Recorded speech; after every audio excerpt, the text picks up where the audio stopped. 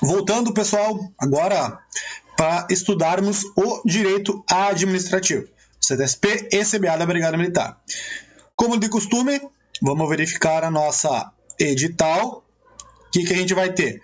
Conceitos básicos, a gente já estudou, os princípios, os poderes, os atos administrativos. Terminamos na aula anterior a Lei 8666, os tópicos principais, os contratos administrativos e das licitações. E hoje, pessoal, a gente dá início ao nosso penúltimo assunto do direito administrativo, que é a responsabilidade civil. Depois estudamos o controle, lembrando que os poderes e uso e abuso de poder, juntamente com os deveres do administrador público, a gente já viu lá na aula dos poderes administrativos, certo? Então vamos lá, nossa aulinha do dia 30, quase no final do nosso módulo do direito administrativo.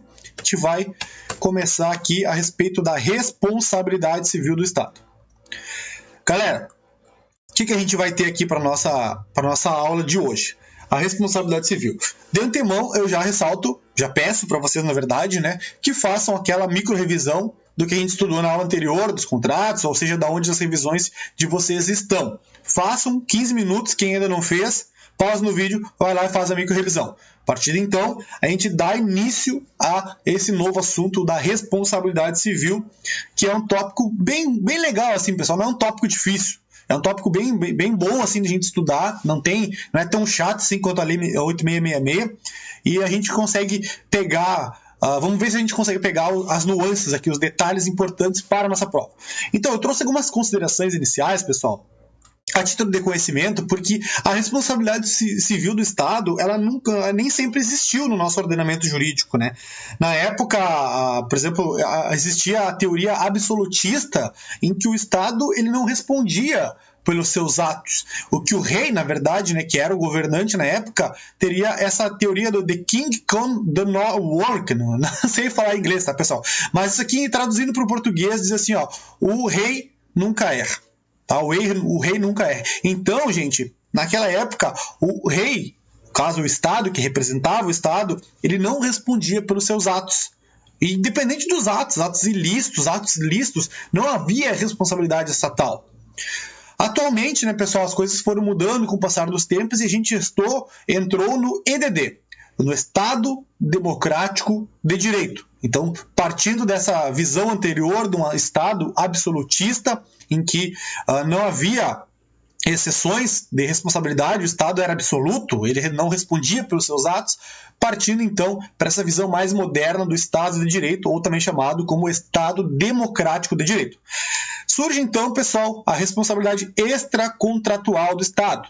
Por quê? Porque ela é além do contrato, ela está fora do contrato. Porque a responsabilidade contratual a gente estudou anterior na lei de contratos administrativos. A responsabilidade extracontratual, ela vai atingir terceiros não participantes daquela relação inicial do contrato com a administração pública com o particular. Então, ela é fundamentada na teoria do risco administrativo. Ou seja, pessoal, do risco que o Estado tem em colocar os seus serviços em prática.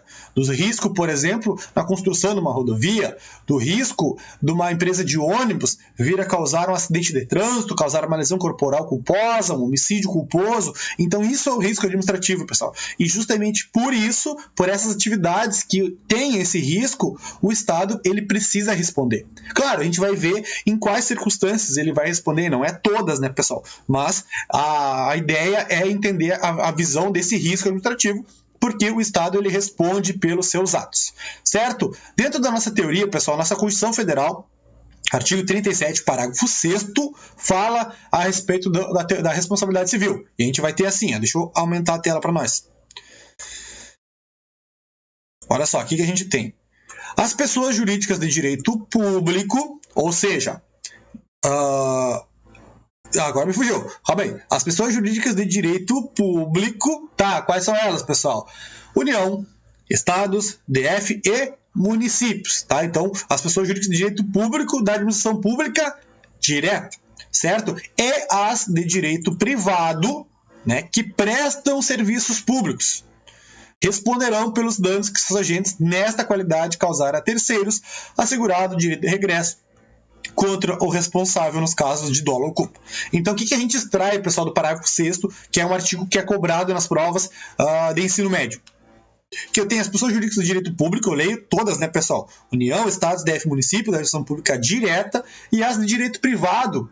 A gente vai ter, por exemplo, um Banco do Brasil, uma Caixa Econômica Federal, uma empresa de Correios e Telégrafos, uma Corsan, uma SSU, RGSU, são pessoas jurídicas de direito privado que prestam serviço público. Aqui dentro do direito público, além dos entes do nosso Estado, da União, Estado, DF, municípios, a gente tem as autarquias, né, pessoal? Que estão autarquias públicas, no caso do INSS, né? A gente tem uma autarquia pública e então aí depois as pessoas jurídicas de direito privado.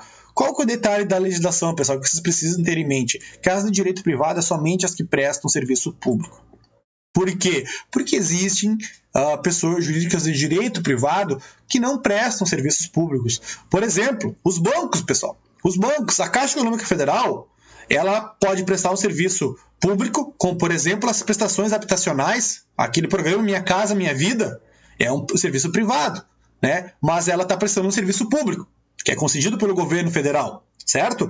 Mas quando a Caixa Econômica Federal vai emprestar para vocês um dinheiro para comprar um carro, para fazer um empréstimo para pagar uma dívida, ela não está prestando serviço público. Ela está realizando a sua atividade econômica, qual seja auferir o lucro dentro daquele empréstimo, daquele veículo ali. A alienação fiduciária, por exemplo, dos veículos, né, pessoal? Então, cuidado. É somente quando ela prestar serviços públicos. Porque quando elas estão realizando atividades privadas, ou seja, elas estão exercendo não o serviço público, mas elas estão no exercício das atividades privadas, no exercício da atividade econômica, que é o que está escrito na legislação.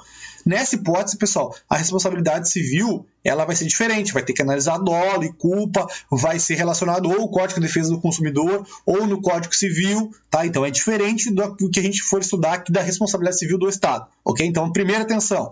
Depois, pessoal, responderão pelos danos que seus agentes, ou seja, pessoal, não tem como a pessoa jurídica, propriamente ela, causar um dano. Quem é que vai causar o dano? São os funcionários, são as pessoas que trabalham para a empresa. Então, seus agentes, teoria do órgão, do professor lá, Otto Guierck, que fala, né, que as pessoas, nós policiais militares, representamos o Estado. A gente é um braço do Estado. Um braço do Estado, manos do Estado. Tipo, eu faço as vezes do Estado, entendeu? Quando a gente está trabalhando, a gente está exercendo as funções do Estado. Então, justamente por isso, quando o policial militar causa um dano ao terceiro, por exemplo, não só o policial militar, né, pessoal, mas qualquer funcionário público, né, de uma entidade pública, por exemplo, o privado, prestador de serviços públicos, quando ela causar um dano, ela está agindo em nome do Estado. Certo? Nome do Estado. Então, nessa qualidade, causarem a terceiros e sempre, né, pessoal, assegurado o direito de regresso nos casos de dolo ou culpa. Então, o que acontece, pessoal? A regra geral, tá? Não vamos falar em exceções aqui, mas a regra geral é: causei um dano a terceiro, por exemplo, estou dirigindo a viatura, bem faceiro. Aí, daqui a pouco, causei um acidente de trânsito, danifiquei um veículo num paisano, por exemplo. Pode acontecer, pessoal, é um risco administrativo. Nós estamos todos os dias dirigindo viatura, às vezes até em alta velocidade, deslocando para ocorrências e tudo mais. Então tem a possibilidade.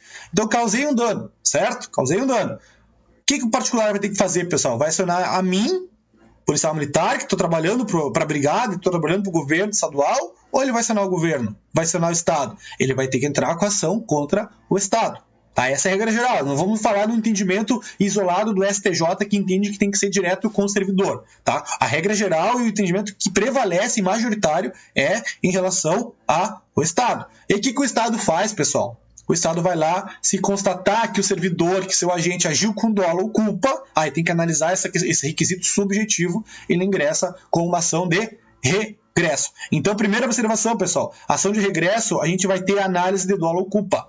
Já em relação ao dano causado do agente público, eu não analiso dolo ou culpa. Eu vou analisar só, depois a gente vai ver os elementos da responsabilidade civil, conduta, resultado e nexo causal.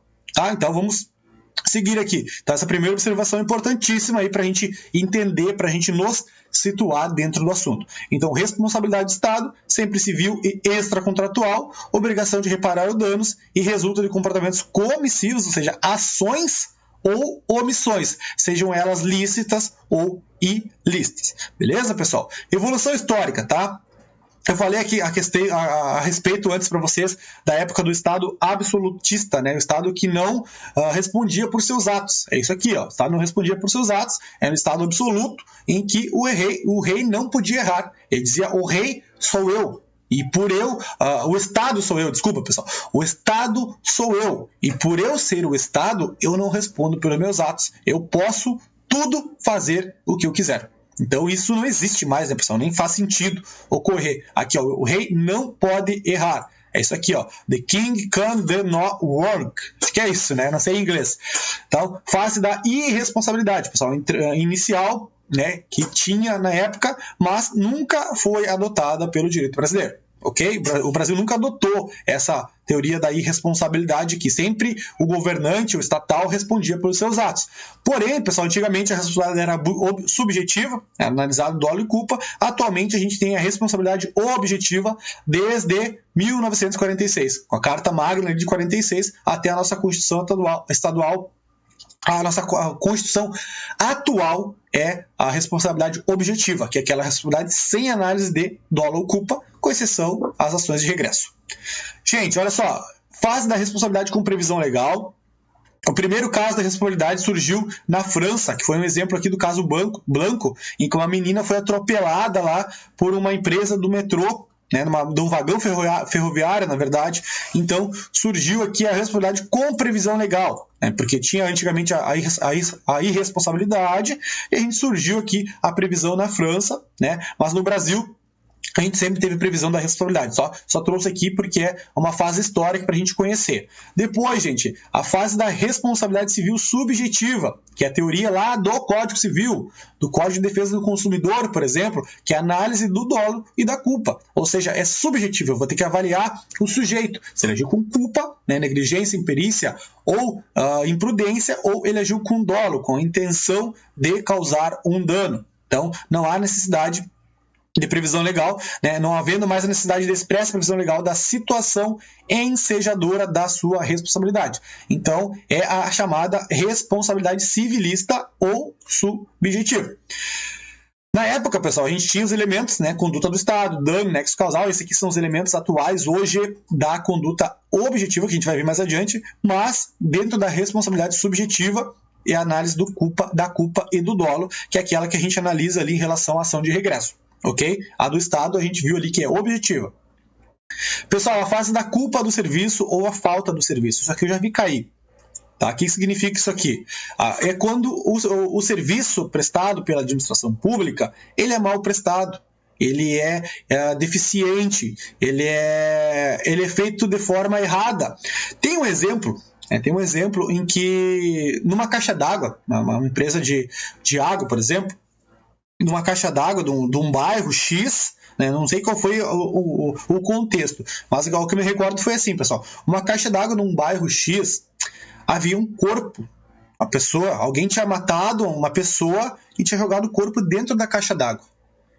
E até então, né, as pessoas começaram a tomar a água normalmente, né? Ninguém cogitou essa possibilidade. Mas aí as pessoas começaram a adoecer, né? Porque o corpo ficou lá tempos, apodreceu dentro da caixa d'água. Até que um determinado dia, a empresa prestadora ali dos serviços de água e esgoto constatou que tinha um corpo dentro da caixa d'água. Então, qual que foi a consequência, pessoal? Aquelas pessoas que adoeceram, que passaram mal, que tiveram que perder, que daqui a pouco até perderam seus empregos e tudo mais, é uma hipótese de falta do serviço. Por que falta de serviço? A prestadora de serviço público, ou seja, aquela concessionária de serviço público, aquela empresa de água e esgoto, tinha a obrigação de realizar a manutenção, a fiscalização diária, pessoal, daquele serviço essencial para a vida em sociedade, que é a água potável. Então, pessoal, por uma falta do serviço, houve a responsabilidade da empresa, né, no caso do Estado, no caso depois com uma ação de regresso em face daquela empresa ali. Então, ela não se baseia na culpa da gente, mas no serviço que foi prestado de forma errada, de forma ineficiente. Exemplo nas rodovias também, que tem os buracos na rodovia. os caras não consertam e as pessoas vão lá, pedem pro município, né? Às vezes no município até as pessoas do bairro colocam, fazem um desenho ali, fazem uma charge ali, colocam uns pedaços de madeira, uns papel ali dizendo que é uma vergonha, um buracão, e o estado e o município não vem, não conserta. Então o município foi notificado daquele buraco, tem ciência daquela situação e ainda assim ele fica omisso, ele não faz nada, ele não conserta. Aí passa uma pessoa com um carro ali, cai no buraco, destrói o carro, se machuca, daqui a pouco até morre, pessoal.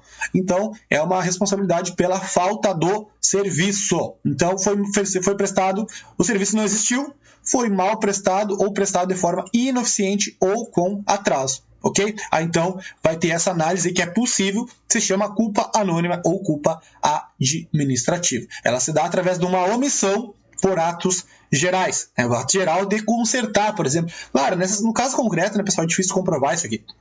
É bem difícil. Mas o importante é que o Estado, o órgão público, tenha ciência daquela situação e, mesmo assim, ele se mostre omisso em relação a isso. Aqui, pessoal, é o que a gente tem a nossa teoria atual, a teoria do risco administrativo, a teoria da responsabilidade administrativa que a gente viu ali na Constituição Federal. Então, o que ela é? É a obrigação de indenizar que incumbe a alguém em razão do procedimento lícito ou ilícito que produziu uma lesão na esfera jurídica de terceiros, ou seja, de outrem. Então, dentro dessa análise, pessoal, a gente não estuda o dolo e a culpa, porque o dolo e a culpa vai ficar para a responsabilidade subjetiva. O que a gente vai ter aqui? Elementos. Relação causal, ou seja, nexo de causalidade entre a conduta do agente e o resultado lícito ou ilícito que causou um terceiro. E um comportamento ativo ou omissivo e o respectivo dano. Então, dentro da responsabilidade objetiva, pessoal, são 3 os requisitos que a gente precisa ter.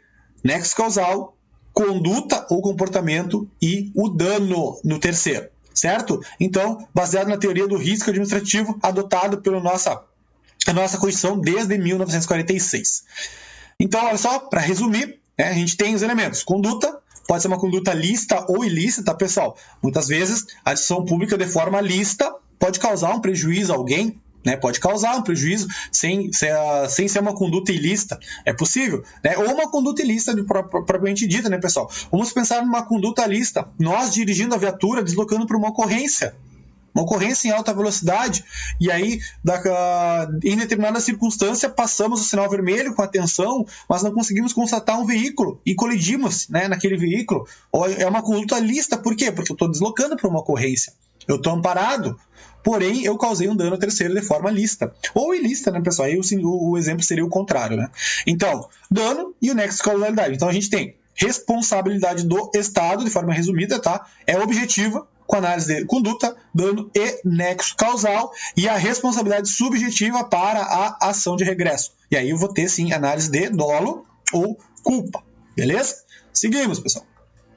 Previsão, já falamos, tá? Previsão da responsabilidade civil objetiva, artigo 37, parágrafo 6º da Constituição Federal. Lembrando aqui da ação de regresso. O que diz o dispositivo, pessoal? Também já falei antes com vocês, ó. Ele aplica a todas as pessoas jurídicas do direito público, ou seja, administração. Aqui eu tenho que arrumar, ficou direita, mas é direta, tá? Depois eu arrumo no material ali. Municípios, Estados, Distrito Federal e União, e as autarquias e as fundações públicas de direito público, independentemente de suas atividades. Bem como, pessoal, as de direito privado que prestam serviços públicos, beleza? Lembra o exemplo que eu falei para vocês da Caixa Econômica Federal que está prestando um serviço privado relacionado à sua atividade econômica. O exemplo do empréstimo para comprar um carro, para pagar uma dívida. Tá? Então, nessa hipótese aqui, eu não tenho responsabilidade civil do Estado. Aí é lá direito civil, Código de Defesa do Consumidor, por exemplo. Ok? Pessoal, até coloquei aqui, ó. Nos casos de concessionárias e permissionárias de serviços públicos, o exemplo da empresa do pedágio, o exemplo da empresa do pedágio, que é uma concessionária, o exemplo das empresas de transporte de ônibus, por exemplo, transporte coletivo, que são empresas privadas que prestam serviço público, elas respondem de forma objetiva. No caso, o Estado, pessoal, de forma subsidiária. Ou seja, o que significa dizer isso aí? Por exemplo, eu tive um acidente de trânsito que o meu carro sofreu danos materiais de uma empresa de ônibus que bateu no meu carro. Uma empresa municipal, uma empresa do Expresso Azul, por exemplo, aqui da nossa região, da Ouro e Prata, sei lá, da Planalto, bateu no meu carro, causou um acidente de trânsito. Então, pessoal, a responsabilidade vai ser daquele ente que está prestando um serviço público. É uma concessionária de serviço público. A responsabilidade do Estado, neste caso, das concessionárias e da permissionárias, ela é subsidiária. Por quê? Porque só vai chamar o Estado se não for possível alcançar a responsabilidade daquela empresa terceirizada, daquela empresa concessionária ou permissionária no serviço público. Então, o que está dizendo aqui, nos casos de concessionárias e permissionárias, responde de forma objetiva, dano, conduta e nexo causal, e o Estado, de forma subsidiária, também responderá de forma objetiva. Mas subsidiária por quê? Somente se eu não conseguir retirar aquele dano da empresa terceirizada. A responsabilidade do Estado é subsidiária, ou seja, ela precisa que eu intente primeiro uma ação contra a empresa concessionária ou permissionária para depois acionar o Estado, ou seja, não é solidário. Aqui o exemplo do transporte público, pessoal, que eu falei para vocês. Então a pessoa sofreu um acidente dentro do ônibus que estava em alta velocidade, o motorista freou bruscamente, a pessoa caiu dentro do ônibus, bateu a cabeça e morreu.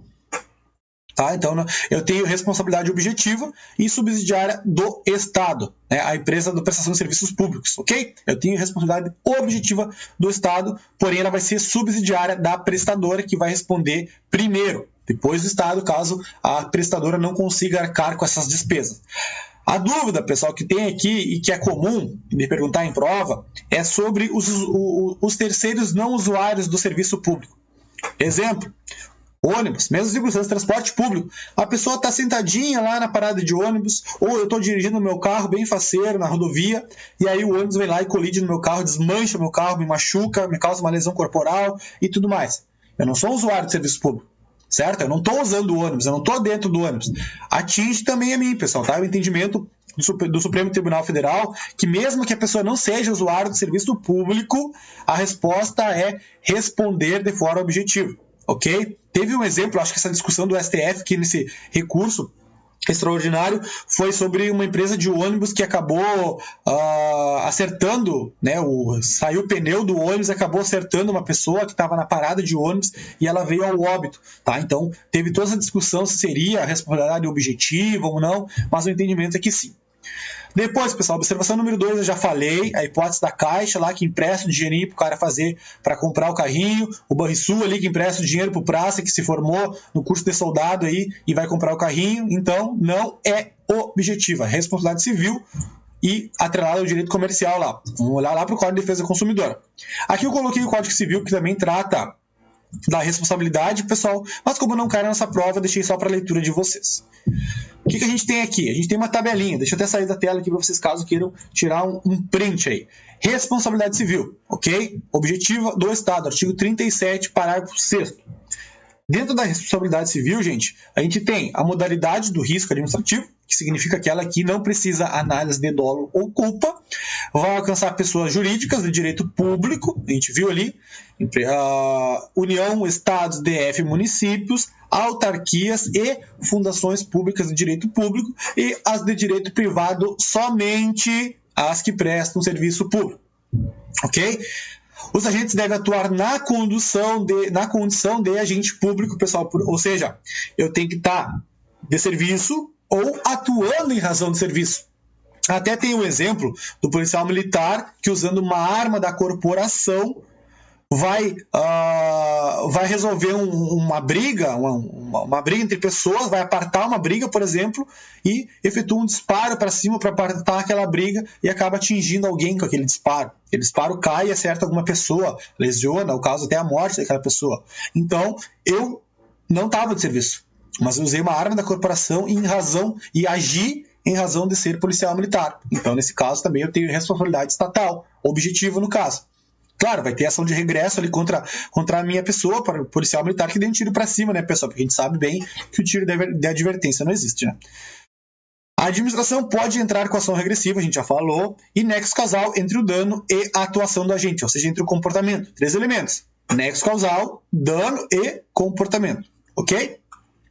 Requisitos para demonstração da responsabilidade, pessoal, que eu falei antes aqui, esse último item aqui.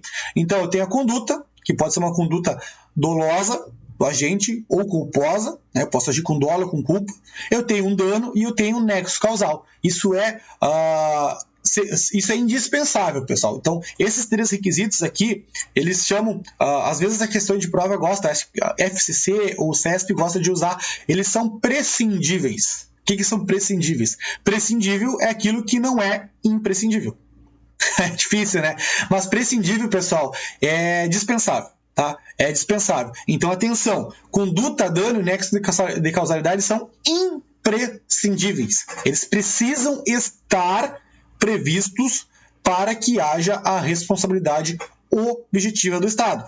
Por sua vez, o dolo e a culpa, que aqui estão, eles são prescindíveis, ou seja, eles são dispensáveis. Então coloquem abaixo do dispensável prescindível. Eu já vi questõezinhas de prova cobrando isso aí, o candidato que não sabia os sinônimos errava a questão. Não pode acontecer com a gente. Observação: não há necessidade de comprovar a ilicitude da conduta, né, pois o Estado responderá dentro da teoria do risco administrativo, seja a conduta lícita ou ilícita. Até coloquei para vocês aqui que a conduta ilícita ela vai derivar do princípio da legalidade, então descumprir uma norma prevista na legislação, né, aquela regra lá do princípio da legalidade para o Estado, critério de subordinação à lei, ou uma conduta lícita, né, que é o exemplo que eu dei para vocês do brigada que está deslocando para uma ocorrência, ou quando está em patrulhamento de rotina e acaba causando uma lesão ao veículo de um particular, ou até mesmo um acidente de trânsito, né, pessoal?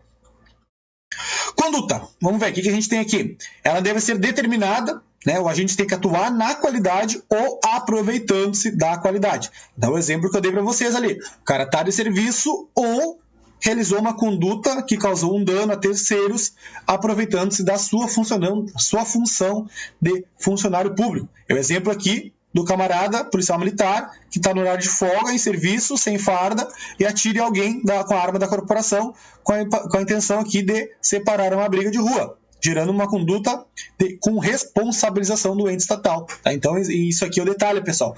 Não precisa necessariamente o cara estar trabalhando e estar no seu horário de trabalho. Pode ser no horário de folga, desde que se valha da sua função. Certo?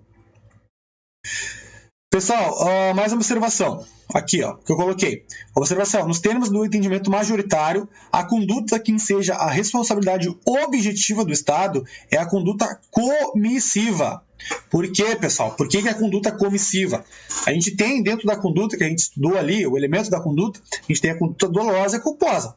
Tranquilo. Ou agir com dolo direto, dolo eventual, assumir o risco e não me importei com o resultado, ou eu tive uma culpa, negligência, imperícia ou imprudência. Até aí tudo bem, pessoal. Mas em relação à manifestação dessa conduta, ela só pode ser comissiva, tá? Ela só pode ser comissiva, ou seja, por meio de ação. Porque a conduta omissiva, pessoal, do Estado, quando o Estado deixa de fazer alguma coisa, ela é analisada dentro da teoria da responsabilidade subjetiva. Isso eu já vi cair em prova, ok? Então, quando é uma conduta omissiva, até porque a pessoa, o particular, ele precisa provar aquela conduta. Ela precisa provar que o Estado ficou inerte. Ela está muito relacionada à teoria da falta do serviço. Então, ela precisa provar a omissão do Estado naquela circunstância, naquele dano. Ela precisa provar o nexo de causalidade entre o dano e o comportamento omissivo do Estado. Então, isso aqui vai analisar dolo e culpa. Então, atenção, tá, pessoal? A conduta que a gente está falando aqui, que gera essa responsabilidade objetiva, é a conduta comissiva, ou seja, é um fazer, é uma ação estatal. Beleza?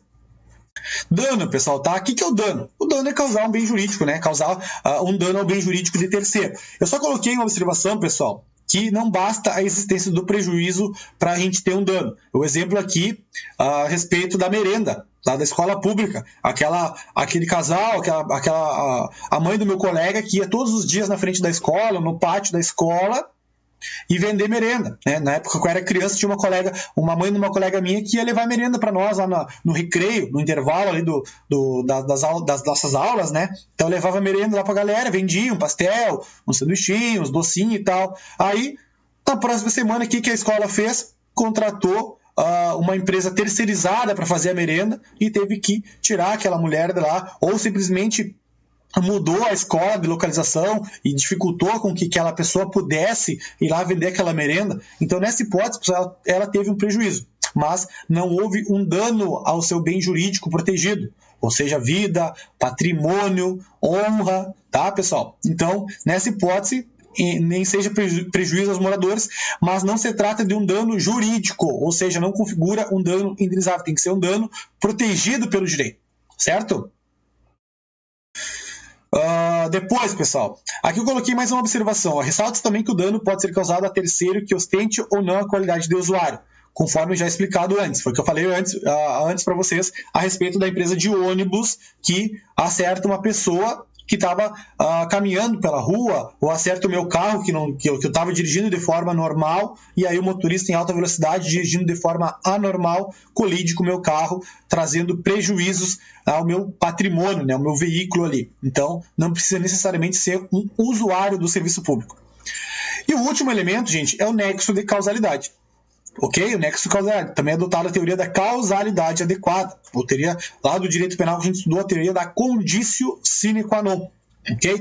Então, por meio dessa teoria, pessoal, a gente vai estudar hipóteses de isenção de responsabilidade.